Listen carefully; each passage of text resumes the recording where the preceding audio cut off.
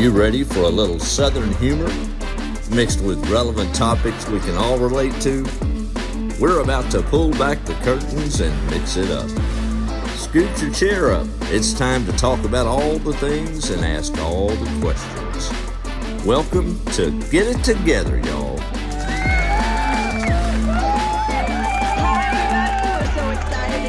Today it's going to be a great show. Ooh, we got a full table and we're on and popping. Pull up your chair and we're gonna have some good discussion today as the programs unfold and we bring in different topics. Sometimes we're gonna do something called the glass house, and I don't know if you can tell, but this is a glass box that I've got, and in the box today is the church. Woo! Uh-oh. So sometimes we'll put the family in the glass house, but today we're going to put the church in the glass house, and we're going to look at it from all angles, and we're just going to have a little fun. We're not poking fun at church, but we're just going to talk about it and what really is going on and kind of just our opinions about it. Full a little fun. So full disclosure. My name is Cindy Larson, by the way. Hi. And I am your host, and I am April Potter, and I'm your co-host. There she is. Say it again. I'm April Potter, and I'm your co-host. And we have a great panel of good minds and amazing conversations here at this table today. But full disclosure, I have told them, say anything you want to say. Just pull back the curtains and let her rip Chater Chip, and I don't really care. And but you have to know that I am. We're not running on a script, so I can't take responsibility for anybody's opinion. And we're just gonna have fun, and we're just gonna be real. How about that? You be real, we'll be real, and maybe we'll get to some real good truth. And so there are a few things that we like to do at every show. I have this pretty little bowl, and we're going to have a word for the day. And every time the word is church. And every time we say it, I'm going to pop a little bead in there, and I'm going to keep this going. If I forget, y'all remind me now, because we're going to keep that going. I want to talk about, before we get started, first of all, let me introduce my guests here, Joel Casoria, or Casoria, because that's right, right? Casoria. Yeah. And I want you to, I don't know, you are everything. So what do you want to say about yourself today? Like your resume and bio is, people need to look it up. Well, it'll be on our website, but anyway, what do you want to say about who you are? Church.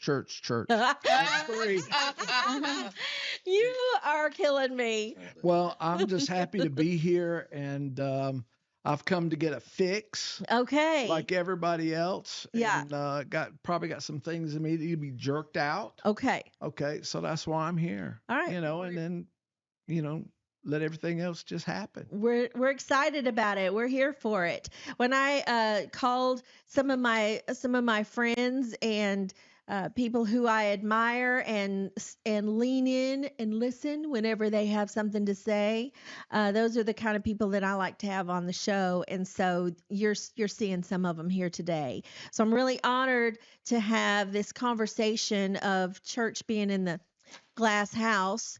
And Deb, what do you bring to the table? It's a lot. So. Oh my gosh. I'm Deborah McMillan, but everybody calls me Deb. Mm-hmm. Hi, Deb. We're all going to say Hi. like we're AA. Hi, Deb. Hi, Deb. And I am an original Nashvilleian, so that's where the Southern accent comes Oh, wow. from. Awesome. So mine is real. Yes. Yeah. I've tried to get rid of it, but it No, won't go away. don't worry about it. So, what do you want me to say? Well, we'll get into it. So as things roll, you can tell the audience whatever you I've want been the in audience this to town say. a long time. Yeah. We won't say how many years. Yeah. But I've been in this town a long time, and I know a lot about church around here. Oh, wow. That's 1, 2, 3. Okay. And I definitely have my opinion. Okay. Well, we're gonna talk about it. And over here, Yeah, so I'm really just interested to hear kind of y'all's perspective on all of this because obviously the kind of the generation that was brought up by you guys from the church. Yeah, So sure. we got some things to talk I about. don't know if that's good or bad. I guess we'll find that out. We'll see what the perspective is. on Awesome. everything. I mean, I've been in, I've seen a lot of the great aspects of church, right? And I've seen some of the ugliest aspects of church. I knew it. And so, kind of the business. Haven't we all? I've seen a lot of the business side of church, you know. Yep. And so that's another one. Excuse me, Oh, excuse me. yeah. Church. all over. All over. Well, We're gonna need I, more I, of I know. I think I can feel your pain. I'm a preacher's kid. Yeah. I'm a third generation, shall I say, Pentecostal, Yeah. whatever stereotype you want to put on it. But yeah, I've been there.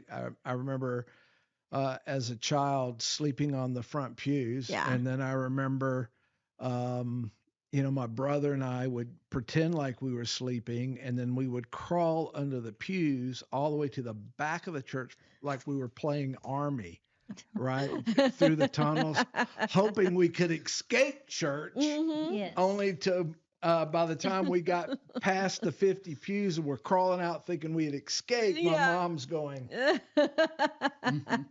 okay. Yeah. So I understand your pain. Yes. And April. Same here. I grew up in church. Mm-hmm. I was in church since I was just very small. And I guess my idea of church growing up is way different than it is now. And that's okay because I think we all have to find our own truths and, Oh, good. and discover what's right for us and what's truth for us, I think, even. Mhm. And not just what we were brought up Mhm. hearing, you know. Right. Yeah. I'm a little bit different from you guys. I didn't grow up in church. Uh-huh. So when I got saved, it was totally different. I'm one of the original Jesus freaks in Nashville. Oh, wow. When the Nice. charismatic movement came Oh, through and we yeah. had the tents and all that bunch of stuff. Yeah. So I thought when I got saved and I opened the Bible, I thought church was going to be like the Bible Yeah. until I went to church and I started going, excuse me, the word says this and you're not doing it. Right. I don't understand. That's Why good. aren't you Don't bet- doing what the word says? I got kicked out of a lot of Don't churches. mess us up with the truth. It's what well, before we get into, because this is gonna roll deep, possibly. But before we get into it, so April and I have Southern mothers, Alabama, Tennessee mix. My mama's a Texan, so I have all this Texas Southern. Your mother, My mother's from Mississippi. so you have a Southern mother. Yep. I love to have. Let me move this over, and we're gonna just say we have a Southern mother moment. And so a lot of people need to have some Southern mother Mhm. advice. And I look at some people on TV or social media or whatever in my life, and I'll just go, I think in the back of my head, they didn't have a Southern mother. I can tell you that. You can tell who does not have a Southern mother or grandmother. And so I remember my four grandparents. So I knew a lot of, as the family tree branches out, I knew all four grandparents, so all the branches, and then I knew great grandparents as well. So I wow. remember 2 sets of great grandparents. So Wow. yeah, so I have great memories from that. But I'll bring out a Southern mother memory or moment. But do you have one that you would that comes That to I have? mind? Yeah. I think my greatest memory of my grandmother, Where was she from now? Franklin. Okay. Yeah. So Yeah. There Tennessee. you go. Yeah, they were tobacco farmers. Yeah. Oh, awesome. And a little tidbit there. We went to a big family reunion, Mac and I did Yeah. one time. And I thought, why does everybody in our family smoke? Because he and I didn't smoke. Uh-huh. And I'm That's going, true. why is everybody smoking? And then it went, duh. They were tobacco farmers. Because my Yeah. mother would tell me how she'd have to go out and help with stripping the tobacco and all that. But anyway, my greatest memory is canning. Oh. And so I still do that. Yes. Well, we're gonna have love you it. on. We talked about Yes. we're gonna have a It's such a kitchen lost art. yeah. Oh my gosh, I'm so It excited. is a lost art. And I can't believe my daughter just doesn't learn. I think she thinks I'm going to live forever. Oh, Yeah. okay. I said, Yeah. you're going to have to learn to can, honey, because I'm going to be with Well, Jesus you're gonna one have to day. adopt us. We're bringing Yes. cameras over and we're gonna film you canning, Oh, and that then would we're be gonna great, we're 'cause gonna I have wanna it. learn to can. All right. Yes. So what Oh, on it's that great. show? It's healthy. What we'll do on that show, we'll have B-roll. So we'll have a whole tutorial on the website of you canning, and then we'll sit down and talk about it. So that's going to be fun in the future. So Elijah, you had a Mimi same as my mother. So what those carry on things that stick in your brain that stem from that Southern grandmother. They have a way about just saying things to make you hear them different. Yeah. You know? Yeah. I don't even know. How else to Yeah. say it. Mhm. Like that you just hear things different. You know? My mom's mom would say she was the kind of woman that you could tell anything to. She would sit there and listen to everything and just have the same. You couldn't rattle her with anything, and she'd wait till you're done, and she'd say, "Are you done now?" And then like sometimes I'd say no, and I'd keep going, and then you'd finally say yes, and she'd say, "Okay, well I hope you feel better because you won't feel this way tomorrow." And you would think, "Oh yeah, I got that off my chest. I got that. I probably don't have to feel this way tomorrow." And sometimes I think, "Yeah, I will. Yes, I will. I'm still gonna feel this way tomorrow." And then I'd wake up tomorrow and go, "Yeah, I'm kind of over it. She was right." But I want to be that kind of old lady that's like you could just sit down and tell anything, and she's not rattled, and You've she been just that old lady since you were a young lady. well. my favorite saying of yours. This was one of my earliest memories. You used to tell me, "What we think is funny is nobody else's business." That's right. That's one of those. That's That's one of those Southern mama sayings. You hear it different. Well, what we think is funny ain't nobody's business. Because, there is such a thing as a sense of humor, and it absolutely is a lifesaver for me. We talked about, I won't go into things we've talked about in other shows because we got stuff to talk about at this show, but you just need to go back and archive, and every show has some Southern Mother tips, and you're going to want to know them all. The other thing, before we get into the deep end of the pool, does anybody have a fun fact that they brought to the table? 'Cause I've got some. Yeah, what's yours? Mine is, and I learned this today, did you know that ketchup was once used as a medicine? Yes, I actually saw What? that, and I was like, Were you For reading the same fun facts I was? indigestion. Oh, Is what my it was. Oh, is that prescribed what it for. was for? Yeah, it was prescribed for indigestion. Oh, I did not know that. I was like, Yet I it love- gives me indigestion. He can't handle Listen, ketchup. That's my fun fact. I have absurd fear over ketchup. I don't know what's going on with it. We need to. bring a Oh psychologist. man. Yeah. I Is can't- it I the can't- color? No, I don't know if it's the color. It's the smell. I don't. But this is the quickest way to make me fight somebody. Texture. Texture. Maybe. It's something about it. You're just.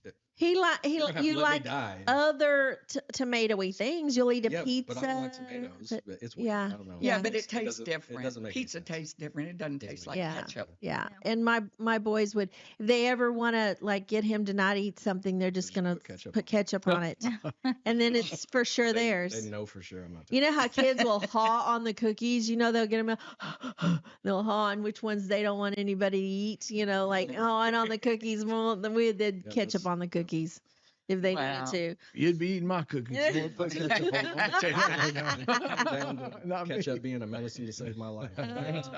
going to see Jesus. One of my husband's family were missionaries, and when he was a kid, the only way they would get the good ketchup, the real brand, was when Americans would bring it over, and so they would ask, can you bring us some ketchup? And that was one of the things that ketchup is weird. It's different all over the world. Yes, it is. And so his family would, all the siblings in his family, they would mark little lines on their ketchup bottle. And when they would use it, because they're serious about their ketchup, they love it on everything. And they would make a line, and if somebody, used their ketchup, they would know it. They're hilarious about their possession of that and M&M chips. But anyway, do you have a fun fact? Anything that stands out to your mind? Yeah, I read that Abraham Lincoln was a bartender What? and I a didn't know that. professional boxer. Wow. That's down your alley. Yeah, I didn't know that. But he was known in that, and I guess when he was growing, a young He young was man, tall, right? he was very tall, but the fact that he was a bartender and a professional boxer, Wow. I thought that was very interesting. And to go along with that, alligators can't stick their tongues out. I don't know what connection that has, but So I think of a lizard. That's their main thing. But an alligator, The no, same thing. no. How did that? But you know what? They're both belly crawlers. At some point, they lost their smell with legs. their tongue. They do. Yeah, snakes smell with their tongue. All right. Do you know this that a shrimp's heart is his head? Mm-hmm. the heart is in their Say head. that again. They don't have their Okay. brain is not in their head, but their heart is. Their heart is in Wait. their head. You can't bring fun facts and they not be factual. That's why April has a computer here, so you can call bull crap on me. We'll just have her. Hypothetical fun fact. Google it. Where did I see this? Did you know that it's impossible to lick your own elbow? That's not true. I've seen it. I've seen it. I've seen it done. I've seen it done. I refuse to give a So that is demonstration. not but- actually a fact. Yeah, no, I've seen it happen. I've seen it Okay. happen. All right. But you got to be a contortionist. I mean, yeah, it's very uncommon, but I've seen it. I've seen it take place. I don't want to know about it. I can't even think about it. Mm. What do you have? You have Mine anything? is so random today. What? It's really crazy. But did you know that tigers don't just have striped fur, but their skin is also striped? Really? Yes. I was like, Wow. wow, I want to go look it up now. Wow. That I'm gonna go is see pictures of crazy. it. It really is. I Wow. have to So- shave a tiger now to prove that. That's like- I mean, Wow. who knew? I didn't. Well, at the end of the show, by the end of the show, we will have a weekly challenge. We don't know what it is. We're Is it going to gonna come be up with shaving it. Tiger? No, that's not the challenge. But you can buy a tiger. For You real? can buy tigers. Don't tip me. You can't keep them in your house, so I don't know what you do with them. But they are available for people to purchase. I know it's weird. We're gonna look that fact up too, because I don't know if that's true. But it sounded It good. is. You don't Well, know you if know, it's true. I If you mean, can buy a Google said it was. Okay, but listen, didn't y'all watch the Tiger Guy? Yes. Are you talking about on Netflix? Yes, during the pandemic, we all watched the Tiger Guy. I think I don't know about now. Maybe they've passed laws. Well, But my dad anyway. had a chain of pet stores, and we used to have lions and jaguars and all that, and you could sell them to the public. Well, back there then. you go. Well, Why that were you was- just now coming out with that? You're sitting there all pretty like, and then like my dad sold Yeah. them. Chimpanzees, tigers, lions, Right. jaguars, Right. all kinds of stuff. We Yeah. used to walk the jaguar around the square and stuff. Man. It That was, is- it was interesting. Well, I guess it was. I know I This want to was in do Franklin, it. Tennessee? Huh? This in Franklin? No. This was actually in Huntington, Tennessee. Oh. We had we started a big pet store there, and we had a bunch of, fish tanks and all that, and all kinds of exotic animals, chimpanzees, monkeys, everything. Wow. Wow. Wow. Had no idea. Yeah, and then we moved to Nashville. Uh-huh. He had it in Huntington, but then we moved to Nashville, and we had different pet stores all around. Wow. And now you raise dogs. We will get into Yes, that. in because next now show. you can't buy a dog in a pet store anymore. Oh. Oh, I didn't know that. We When used to did- sell dogs in the pet stores, Mhm. but now they don't sell dogs in pet stores anymore. You have to buy from a breeder. And yes, we're breeders now. Okay. Yesterday I was on a train ride, and somebody behind me was talking about that she buys and sells on Facebook Marketplace all the time, but that if you ever have a pet you're trying to, you can't sell, you'll get shut down. Your account will get shut down if you list that you have any kind of, Animal for sale on Marketplace. yeah. I didn't know that. I'm not an animal person. I don't dislike them. I just don't need them in my life. I don't need them. Some people don't need kids, but but I don't need animals. I love I love my kids have animals and I love theirs because I love them, but I don't love animal. I don't have a need. So anyway, yeah, that's my fun fact. But we want to dive into the glass house, and today I have some questions. So I was recently just really taken back by, who was it? Bill Maher had on a guest, and I can't remember the guy's name, but he was wanting to talk about that he was reading the book A Case for Christ. I think that's what it was. And he was talking about how that he had started believing in Jesus. And Bill Maher was like, okay, we're gonna have to go here. And I believe he's a Jewish fella, isn't he? Do you know that if that's true? But I don't think he's a practicing Jew. I think he's Jewish. That's what I mean. Yeah, a but not Jewish practice, person. yeah.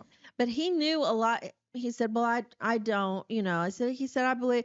So they kind of got into it a little bit. And one of the things that caught my attention, because I don't normally just make a habit of following either one of those people. It just kind of popped up on a feed. And they said that, one of his arguments was, why do you believe the Bible when it was written so long after Jesus died? And so people's memory really is that good. So you guys want to touch on that? Because that sent me into a study. I started really like digging that. But Well, I watch people like Bill Maher, mm-hmm, because I'm curious as to what they're thinking, mm-hmm, and I have a PhD in theology, which really doesn't mean a whole lot. It means, I read a lot of stuff and agonized through a bunch of tests, but I didn't get it for the purpose of being a theologian. I got it because I had a humanitarian aid organization, and when I would go to companies as a pastor, they would turn me down if I was wanting to try to get a product or something, right? And then a wise attorney I knew said, you need to become a humanitarian aid organization. And then my father's, after I did that, I still got turned down because they associated me with the church. I was pastoring, right? And so my dad said, look, you want doors to open, you need to go get your degree. And it was the simplest one to get. I didn't want to get it in psychology or philosophy or all this other kind of stuff, right? So I went and got one.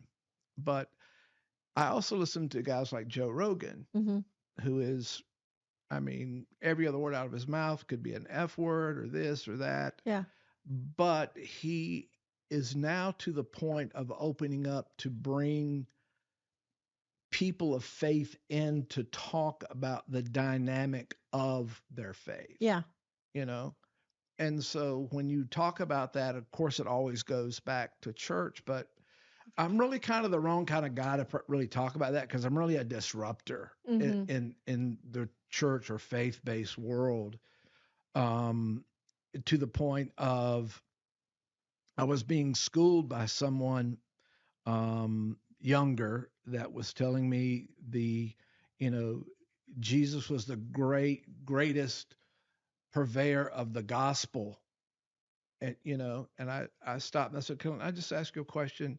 And they went, of course. I said, Jesus wasn't a Christian.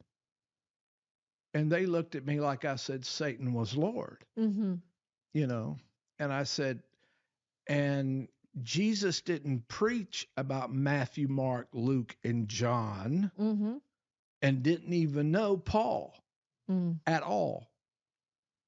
wow. So you need to really go back and really do some research in history. And I think where I've come to a discovery that the dynamic that we know as church, because I was a pastor, I went through the whole pastoral thing and bought into the whole, programs and bulletins and programs to people to get people in the door. Mm-hmm. When the Bible actually says the opposite, Mhm. to go out Mhm. among them, to Yeah. go into the highways and the byways. Mhm. And so when I began looking at this dynamic, I was actually over in Italy touring. I'm Italian, Casoria is an Italian name. Casoria actually sits 20 minutes north of Naples, right? So I'm over there with my parents and my kids, and we're having this family vacation. And we walk up to this cathedral, and we're all standing there looking at this monument. And we're looking at the monument, and we're looking over at my dad, and we're looking at the monument. We're looking over at my dad, and the monument looked just like my father. Wow. But at the bottom of the monument was Simon de Casoria. Wow. So we after we traced our family roots back over several years, 2 or 3 years study, we found out that I had a great uncle that was a cardinal in the Vatican for 60 years. Okay, so Wow. I have that Catholic Yeah. thing going on, right? So years pass and go forward. And long story short, I had a cousin of mine decided to do the background check of my grandfather, my mother's father, Edgar Bethany, who was one of the founding fathers of the Assemblies of God, and he was an executive president. He was on the executive board for 58 years. Wow. I mean, I know Thomas Zimmerman. I mean, I can go back and name all the old school guys, right? Mhm. And was raised. I mean, I was born, bred, and raised in the Assemblies of God. I got a Assembly of God tattoo on my backside. You better not. you know what I mean? I don't even want to know that. And so anyway, you do not need to know. Should have led with that on the So, so when we trace my grandfather's heritage going down into Mississippi and then going up, come to find out that I'm part Jew and I'm part Scottish. Okay. And how is that possible? Because I was sitting and I began being interested in my Jewish heritage and where did that come from? And I get the Pentecostal side, I get that whole Shikama Shundai, Radha Mahanda, that whole thing, right? Because that was my life forever. Growing up, I tell people, and Mom, if you're watching, I've said this to you many a times. My brother and I were raised like show dogs. Uh-huh. We dressed the same suits, the same clothes, the same shoes, the same everything. I don't know what children's church was. I was never raised in children's church. Right. From a stroller, from the time I was born, I was parked on the front row. Yes. I lived on the front row, grew up on the front row, listened to my father preach every Sunday. So I'm tracing these roots back, and I'm having a conversation with this rabbi, and I'm with a group of people, and I'm telling them about my history. Well, several of the Jewish guys at the table are kind of like going, right? Yeah, this didn't happen. And the rabbi goes, "Oh no. What he's saying is absolutely the truth, because when the tribes." People don't realize, is this okay? Yeah. A little bit of background. People don't realize that Jerusalem was under Roman occupation. I mean, total Roman occupation. Mm-hmm. I mean, Rome had come in and completely destroyed the temple. Mm-hmm. Vespucian was here's my theology part kicking in. Vespucian, who was Caesar Augustus, one of the Caesars, had totally come in and just annihilated Jerusalem. Mm. So when we hear these stories in the Bible of the apostles were hid and they were hiding, it's because of the Roman occupation. Yeah. It wasn't like, oh, they're all going to church. Oh, they're all having a meeting place and they're all getting together and this whole thing. It's a total misconception Mm-hmm. of what church really was. Mm-hmm. And then when you really start breaking the gospel down based off of culture, then it changes the whole meaning Mm-hmm. of, you know, what we have brought up understanding what is the church, Yeah. Yes. you know, which actually starts. Oh, sorry. Ooh, Sorry. I think I've missed like 4 of these. Got it. But Thank you. But Thank just you, a Deb. little background. So the Jewish rabbi goes, no, when the Romans came in and literally annihilated Jerusalem, I mean, they tore down the temple, Mm-hmm. right? You know, Nebuchadnezzar tore it down, they built it back, then the Romans come in and just wipe the place out, right? Mhm. And so the Jews began to scatter. He goes, but there was a group of Jews that came down from Scandinavia, Okay. from Scandinavia, married and intermixed with the Vikings. Okay. There's a Viking settlement that was found in Newfoundland that they did an archaeological dig, Wow. which was a Viking encampment that they found Jewish artifacts. Wow. You know, they found menorahs, they found this whole thing, right? Mm. And then they went so they intermingled with the Scandinavians, then got on the Viking ships and came over to Scotland. Okay. And everybody's seen probably The Last Kingdom on Netflix, right? Yeah. And they settled, and then a group came from there to Newfoundland, all the way down the coast and settled into the southern part of America. So that Mhm. was my heritage and my background. So I began to do studies on what does it really mean to be a Christian? What does the church really mean when it says we're a church? Mm-hmm. And what that means is the Bible says that we're lively stones of flesh, that we are built up as a tabernacle, Mm-hmm. right? The fullness of the Godhead bodily dwelleth Mm-hmm. on the inside of us. So the forsake not the assembling of yourselves doesn't mean to go to First Baptist or First Presbyterian or Assembly of God or Church of God or this God or that place or this Yeah. place. You know, when the apostle wrote, forsake not the assembling of yourselves, or Jesus said, forsake not the assembling of yourself, it's because they were hiding. So when it was like, where it says where 2 or 3 of us are gathered together, Mm-hmm. we begin forming a church. Why?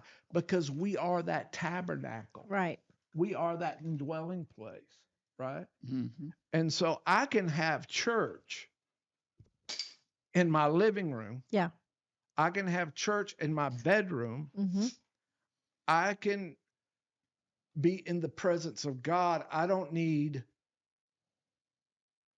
lights. I don't need video screens. I don't need programs. I don't need anything, because when I am, and I've gone through some hell, Yeah. okay? I know you have. I mean, I don't want- what I mean, it's your story. When You I can mean, tell it when or I mean, not. I don't care. what I mean, I've lived through some hell. I remember losing everything and living out of the back of my little Honda Civic. Mm-hmm. I remember driving behind the grocery stores and hoping they had thrown out the little cupcakes and stuff, right? Yeah. That stuff is good when you're hungry, Right. right? It's Mhm. delicious. But when you but in that moment when you're stripped Yeah. naked Yeah. and there's no one else there, Yeah. and you've got an 8-ball habit of cocaine a day. Mm. When you're living for that next, I gotta have it, and you've lost everything you own. Your parents have gone, that's not my son. Mm-hmm. I remember, I'm gonna be very honest. I remember the day my mother looked at me and said, I hate you. Don't ever come to my house again. Mm. Don't come to our church. You are an embarrassment. Mm. And when you're totally alone, Mm. there's no one ever lost. There's no one ever lost. These pastors that stand up and say you're lost, they're lying. Mm. They're Yeah. manipulating you. They're trying Right. to emotionally put you in a vice so they can take your mind and put it where they Woo. want it. So controlled. And it's all going to We're go. about to all like have a little And it's all gonna go- shout over here. I'm telling you, it's all going to go to eventually you're going to become a tither and an offering giver. It's got nothing about your life. Right. Ooh. I worked in a mega church. I'm not going to mention any names. Everybody know who they are. And I used to have to go to the pantry to get food Mm. to feed my family then Mm-hmm. because I wasn't making enough money to Mhm. make all the ends meet. But yet on Sunday morning, people would run and shout the aisles because the pastor had just pulled in a brand new $130,000 Audi, Right. and I can't feed my family. Right. Something doesn't add up. It does not. Right. So when I began to look at it and I wasn't lost, I wasn't a sinner, even though, look, you don't have to call a prostitute, you don't have to walk up and tell a prostitute she's a sinner. No. She's going to be the first one to say, She knows it. yeah, I am, baby. You're Right. you don't have to go up to a drug addict and say you're a drug addict because they know what they are. Right. Yeah. Right. So at my lowest moment, when I would sit and look at a bottle of pills and go, if I just take that bottle of pills, the freedom of leaving this earth and leaving my pain behind is greater. And I would sit and look at those pills and look at the clock and go, well, I've lived another minute. Mm. Okay. Yeah. Where was your $1 million light show? Where was your $1 million audio? Where was your $1 Right. million TV department? Right. Or, there are people that sat in your church this Sunday past that are thinking about taking their life, and Mm. you don't have a clue. Mm. I tell you one of the funniest stories, but one of the saddest stories I ever heard. Another mega pastor that I know. Mhm. Now you say, how do you know all these mega pastors? Well, I've owned a marketing company Yeah. for 30 years. I've produced and directed television for over 35 years. I've done some of the biggest Christian events, worked for some of the biggest ministries in the world, traveled with them, ate with them, everything. But when you're lost and alone and you're by yourself and all you have is yourself and the only voice you can hear is your own voice that's saying, end it. And then the other part of you is fighting with that voice saying, Yeah. keep on living 1 minute. Right. Yeah. That's when a presence comes in and says, I'll never leave you. I'll never forsake you. Mm. Even though you make your bed in hell. Right. I remember, and I'm going to keep it real. I remember laying in a hotel room in Las Vegas, and I was having a great time, which I thought I was having a great time, only to wake up and God say, why are you laying here in this bed when you're supposed to be preaching this morning somewhere? Now, Wow. if that won't make you want to run and jump out the 5th floor balcony window, Right. when God is looking at you going, what are you doing here? This is not where you're supposed to be. Right. You have an appointment over there. You missed an appointment, but you're allowing deception in your own self, Wow. right? Mm-hmm. And that's when God comes in and says, though you make your bed in hell, if you want to make your bed in hell, okay, I'll be in here with you. Mm-hmm. And when you get to the end of yourself, I'll be able to show you the way out. Mm-hmm. And that's when I knew that God was real, Mm-hmm. and it didn't take all this other stuff, Mm-hmm. you know. We've Because- lost the connection with the anointing in the as a corporate entity of church, because we're too focused on a program. But yeah, how to get real and how to be relevant in someone's life like that. Like, I think that some pastors are just so lost and they don't know, they know they've missed the mark, but they don't know how to get back on a path. And I have there are like 50 preachers in my family, and I've seen some of them really struggle with fighting against their mindset of what their church was supposed to be, and the number that they're supposed to be running, and they have this identity that is wrapped up in this fantasy, and that's the only thing that feels successful to them. But I think you hit the key word, and that's a fantasy. They live in they're living a total fantasy world. It's not real. Because I've got 5 friends of mine that I could name them all. You probably know some of them. All mega church pastors. I'm talking about pastoring congregations of 4 or 5. The biggest one over 10,000. That all committed suicide. Whoa. The pastors did. The pastors did. Wow. And you can think that a big congregation, and I know a young man now, and he's got a very progressive church, and it's growing. And you know, I heard him the other day talking about, you know, God provided the money, and thanks for your tithes and offerings, and we were able to pay this $2.5 million bill for lights and sound. Wow. And it just makes no sense to me at all. It just makes no sense. I went to preach for this young man had invited me to come preach to his church, and I walked in. When I was he said, "Now, when you know we're going to start praise and worship, and then you come in." And I walked in. The building was totally dark,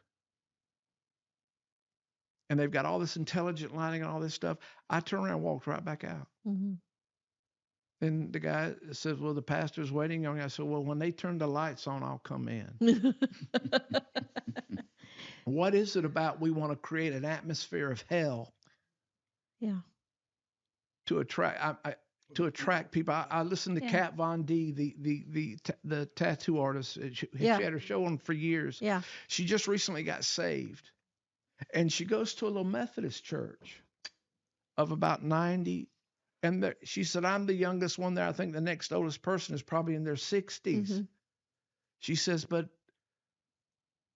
the presence of God's there." Right. She goes, "When I first got saved, I had friends say, 'Go with me to my church. Let's go to this church. Let's go to that church.'" And she said, "I'd walk in and think, am I in a Metallica concert? Am I, you know?"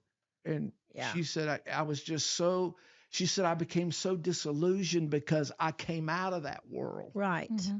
Only that I'm going to have to walk back into it to experience the anointing of God. You said the anointing of God.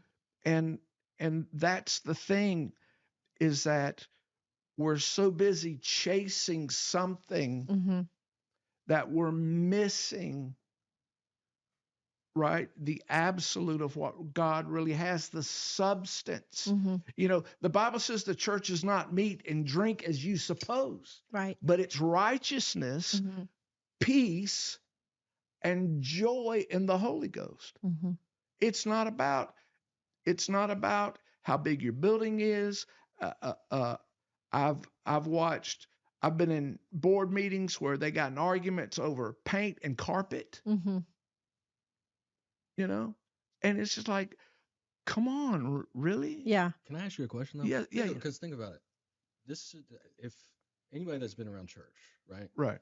Everybody knows that that's the problem, right? Yeah. It's not a secret. Like it's not like nobody wonders what the issue of like the culture of church is, but also nobody's doing anything about it either, right? So like, what do you do about it? Because I think you know, what we have is, I think we have a lot of people, and I'm one included, okay, born, bred, and raised in a very Pentecostal environment, right? 3rd generation pastor, and I won't go to a church. And it's like, well, what do you do then? Well, what I do is I get up and I go in my living room and I turn my worship music on. And I just stand there and I say, God, here I am, Mm-hmm. right? And I've got friends I'll get together with. Mm-hmm. I've got some wonderful friends in Miami.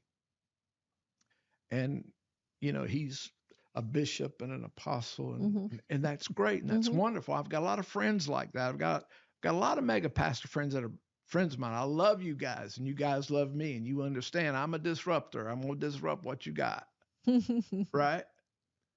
And every time I go down there, we'll be watching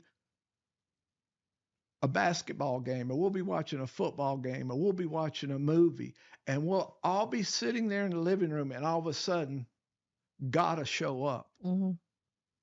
and you're going, what are you talking about? Yeah. Well, Yeah. I have a, let me just say this before we go any further. Usually our programs go an hour, but I told April before we started this, I said, this is going to be a part 1 and part 2. So we're going to keep rolling if that's okay with y'all. We're going to keep rolling and we'll have a 2-part series. So I'm just going to put that out there that we're not rushing. Deb, I'm not rushing you. Joel, I'm not rushing you. Elijah, I'm not rushing you. So I just want to go ahead and put that out there that we're going to finish this till God says it's complete. But I think that, in my opinion, to answer your question and kind of bounce off of what you're saying, from my perspective, it kind of goes back to why we want to do this podcast, in that people are trying to copy other people who they deem successful and are not spending the time to get their authentic calling Right. and get their Right. own marching orders. So to me, it's a cop out for all the churches to sing the same songs and all of the programs to be the same programs, and everybody dresses this way, and it's like you're not giving an original idea a chance, and you don't have enough confidence in your own calling and your own ability to pray things through.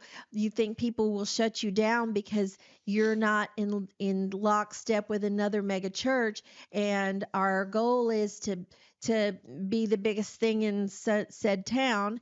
And so I think it's a cop out to say, that a lot of these pastors, and you've talked about, they've ended it. Their identity was so wrapped up in what they felt was going to be successful, and they felt a failure at it, possibly. Like, I can be wrong, but I think that we in society are trying so hard to achieve the optics that we think are expected of us, that are acceptable, what we desire. We see somebody. Years ago, we were involved in a ministry, and the pastors we saw them growing, and we were super excited about it. They went off to a conference in another state and came back with a whole different personality. And they had seen somebody that they said, okay, we're going to model ourselves after that.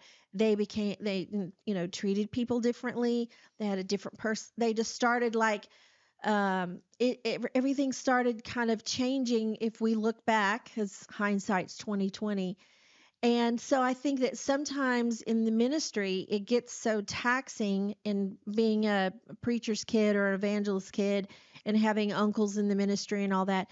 It's easier to follow programs and build the buildings that are expected of them, rather than to pray through and say, you know what, in my situation, honestly, I feel like God is asking us to do these other things, and it's so fearful. It has to be really scary to tell a board, we're not going to do this anymore. We're going to, I have, my family traveled all over the United States in every Assembly of God church that there was, in any of the, that was our main church circuit. And going back now, because once in a while I still travel with my parents, and we go out, and some of those same churches we'll go back in, and what used to be a really hopping, 1,200 people. I'm about 6 behind on my church drops. They are now down to 90 people, and they're you talk to them. I go, what's happening around here?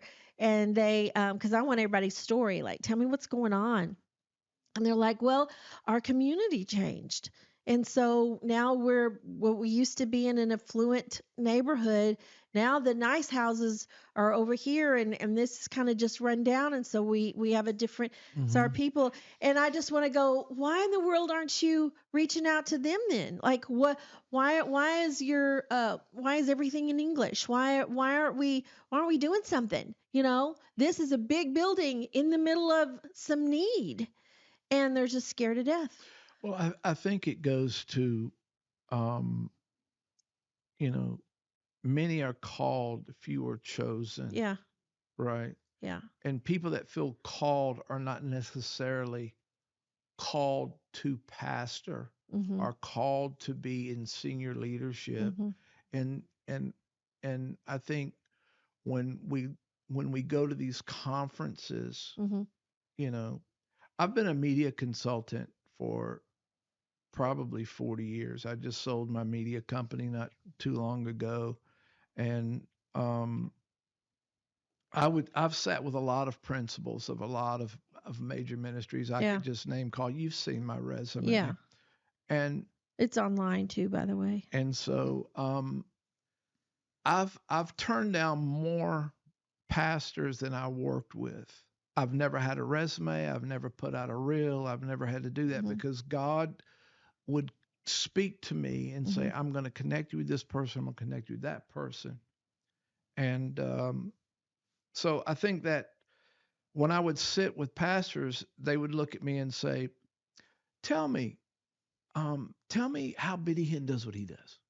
Or tell me how Rod Parsley does what he does. Or tell me how Creflo Dollar does what he does. People that I've worked with. Like have something to go on. Yeah. And I'll say, like, get your own. Well, what you need to do is, why don't you pick up the phone, call them? Yeah. My question to you is, what is God calling you to do? Right. What vision has God? Is it a city vision? Right. Is it a county vision? Is it a state vision? Is it a southeastern regional vision? Yeah. Is it a national vision or a world vision? Right. What is it? And here's the scary part. And when I would tell some of the experiences of some of these leaders that I've worked with, they'd say, oh, get out of here. They really don't do that. And I'm like, yeah, they do. Yeah. And so it's like, okay, all you're wanting to do is monkey see, monkey do. Right. Instead of what has God called you to do. Right. Deb and I were talking recently about, and I don't want to put words in your mouth, but there have been times when your house was full of people, but then the leadership of the church would get, you say, yeah. Well, God just has done something different with me. I think because I wasn't raised up in a church, I didn't know what church was supposed to be. That's 3 times. Okay. And right. Yeah. But and I'm a woman. Right. Now you got to remember, Nashville is the buckle of the Bible Belt. Yeah. Oh wow, yeah. And every major denomination head is here in Nashville. Right. Which every major denomination head don't believe in women ministers. Right. Not at all. So for over, I counted 49 years, I have been trying to blaze a trail as a woman that has been rejected over and over. It didn't matter what the anointing was. It didn't matter what God was putting in my heart. It didn't matter any of those things.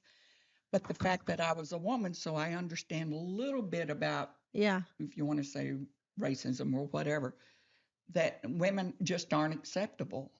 And I talked to God about that. Yeah. I even said, Lord, do I need to go to theology school? Do I need to go get a degree? Yeah. And I said, So no, so not that at I would this be space. acceptable? Yeah. And the Lord said, no, I don't want you to do that. You would Yeah. offend them even more. Yeah, Yeah. He said, I want you to learn from me, from the Sure. Holy Spirit. I don't want you learning from them.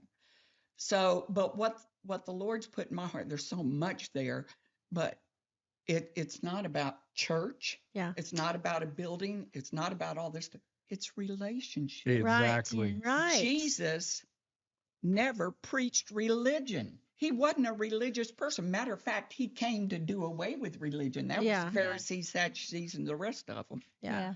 So it's all about relationship. Yeah. And then, the different moves have come in. Okay, we got this move, we got that move, and then it's the discipleship move. Sure. Yeah. Yeah. The whole discipleship thing. And I said, okay, Lord, I'm looking at this thing, and I have dear friends that have written discipleship books and everything, and I agree with discipleship, except now they're making discipleship a program. Yeah. And discipleship is all about relationship. That's It's all it you is. and I sitting down Mhm. talking about what God's doing in our lives or whatever, or you got big questions. What has God got to say about that? Right. Right. It doesn't matter what the church has to say about it. It doesn't matter what pastors have to say. So for me, I said, okay, Lord, I'm hearing all these people, and I've been to church after church. I said, I go to all these different places trying to understand what's being taught. Okay, I'm done. I want to know what you say. Right. And he said, then I want you to study the Hebrew.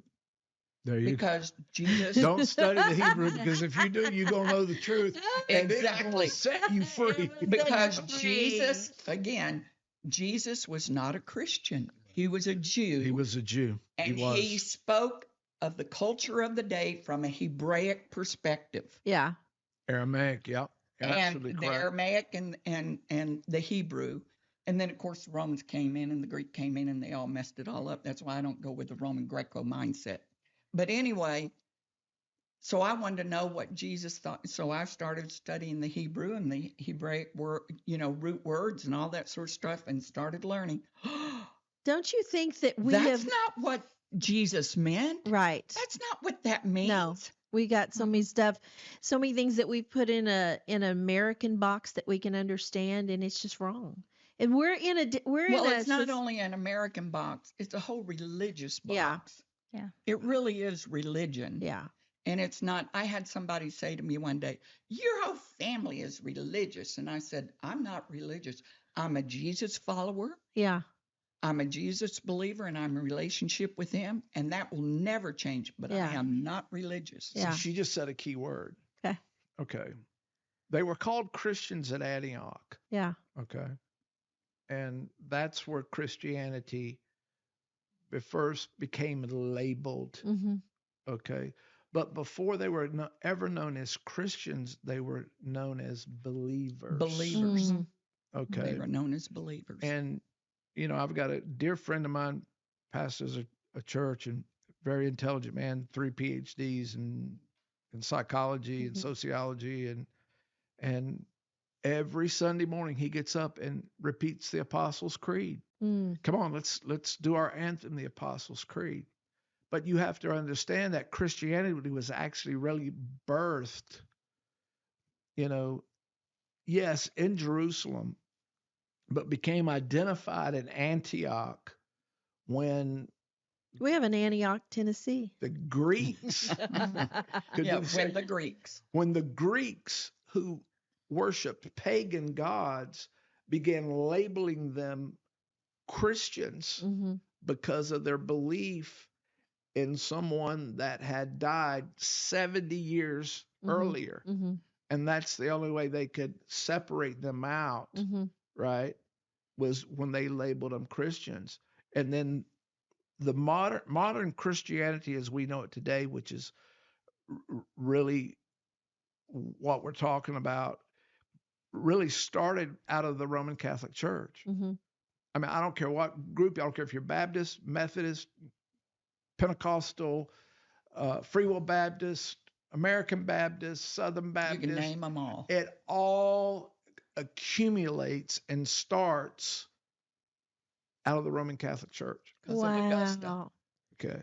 Yeah. And so, not to get off into that, but, I totally agree with what I don't she, even like to call myself a Christian anymore. I don't either. I don't. I've gone back to calling myself a believer or Yeah. a That's what I do. I follower. call I'm myself a follower of Hey, Christ. let me just say this.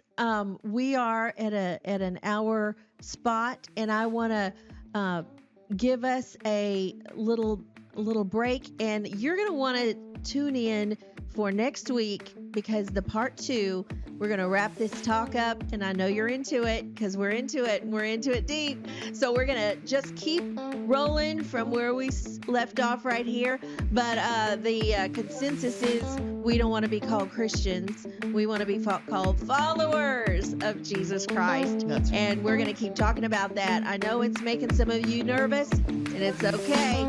We love you anyway. Pull up a chair. That's how we're going to get somewhere, is when we're not afraid to talk to one another, okay? So let's just keep talking. All right, we're going to talk this out. Love you.